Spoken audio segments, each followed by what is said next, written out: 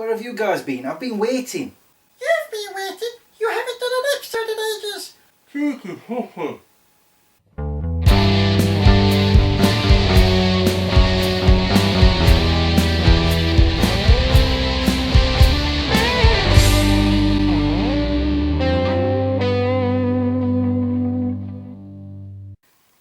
Hey guys, welcome to another episode of SmegChris Review. Let's start with the news.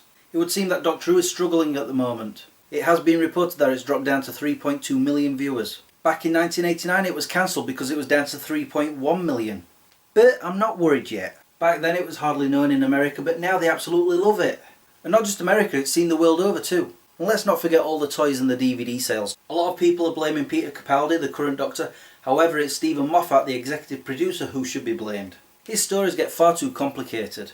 And it's not just him, it's the BBC too. They keep putting it on at different times and it seems to be getting later and later as well. I think it's time for a new head writer to get the series back on its feet. It would seem that Hollywood's run out of ideas because there's a spate of television shows based on movies coming out. Already coming is Minority Report, which I guess would work. Just started is Scream the TV series. And there are others to follow like Taken, yes, based on the Liam Neeson movies, and Lethal Weapon.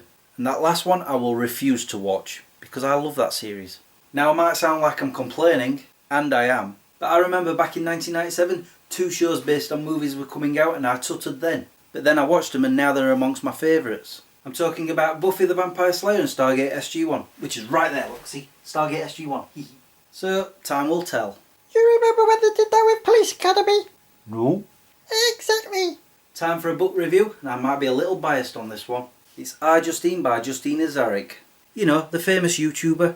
I had been looking forward to this for a very long time and it was worth the wait. I learned things about her that I never knew before. Like when she created a website at the age of 12 just to spite a boy. Apparently since then they've become the best of friends. It was interesting to read about her life leading up to and going beyond becoming an internet sensation. If you enjoy her videos then this book is a must. It is insightful, charming and downright hilarious. Let's move on to movie review where I have 2 films for you. The first one is Fantastic Four. I know, it's not at the cinemas anymore and to be honest you probably didn't want to watch it anyway. With good reason. The first part of the film leading up to the accident that gave them the powers was quite interesting, but then all of a sudden it just crumbled and fell apart. Nothing really made any sense and the characters got less interesting.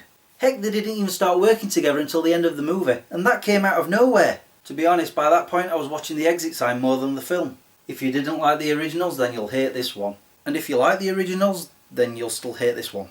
I recommend giving it a miss because I give it a... In fact, just wait for the next reboot.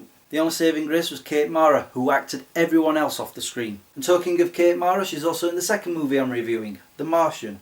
Thanks on her course. I'm going to go on record to say that this is my favourite Ridley Scott film to date. Which is not difficult after his last 2 films, Prometheus and The Dire Robin Hood. This film boasts an amazing ensemble cast ranging from Kristen Wiig to Jeff Daniels to Sean Bean, who for once wasn't a bad guy or died. The story is compelling and never drags anything out, and it's entertaining too. Matt Damon was the perfect choice to play Mark Watney, the man who is left behind on Mars after the mission is scrubbed. His character plays wonderfully by himself as we see him battle to survive. The rest of the cast always have something to do too, and you find yourself invested in them as well. The film does feel a little like Apollo 13 meets Gravity with a hint of Castaway, but I promise it doesn't copy any of them. I give The Martian a... and a must-see stamp. It's because of his Kate Mara crush. How about I crush you under my foot? But it is a good film. Wolf. If you recommend a film or wish to talk about the films that I reviewed in this video, feel free to post it in the comments. It's time for me to go. Thanks for watching and subscribing if you have. Until the next time, peace out. I need to blink now. So you're probably wondering where I've been, why I haven't done a review video for a while. Laziness, because I watched Fantastic Four like, 2 months ago now, and I'm only just getting around to reviewing it. But it was also the fact that I went so long without watching another film, and I got to see The Martian last week. And the thing is, I could have done this video last week, but I don't know, I think it was lack of time, because I had other things to do. And again, because I'm lazy. And that's my problem. I have to find the time to go to see a film and then find the time to write a script and then make a video out of it. And it's not just about films I'm reviewing, it's other things as well, like television shows and books, because and news as well, because sometimes there is nothing out there for me to talk about. And so I have to wait for all these things to build up. Or maybe I should just put more effort into it. We'll see. Because I'm lazy.